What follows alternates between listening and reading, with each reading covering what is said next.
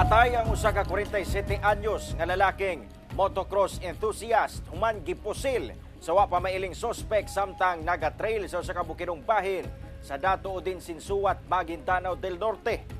Wala na'y kinabuhi diyang napalgan kining 47 anyos nga lalaki sa bukidong bahin sa barangay Awang, Datu Odin Sinsuat, Maguindanao del Norte, Domingo sa hapon.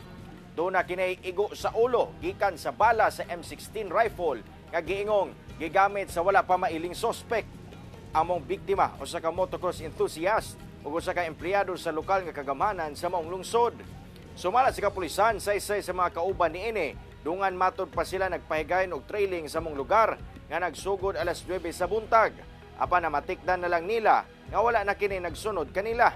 Gilayon nila kining gipangita hangtod nga nakit-an na lang kini pagkahapon ug patay na. Dili sab kuno pagpangawat ang motibo sa krimen, sanglit wala nawala ang motorsiklo sa biktima. Nagpaabot na og pasubo ang LGU Datu Odin Sinsuat ngadto sa pamilya sa biktima. Kinasulayan pa sa GMA Regional TV 1 Mindanao nga makuha ang pahayag sa pamilya sa biktima. Padayon ang hot pursuit operation sa kapulisan batok sa sospek lakip ang pagsuta sa motibo sa krimen.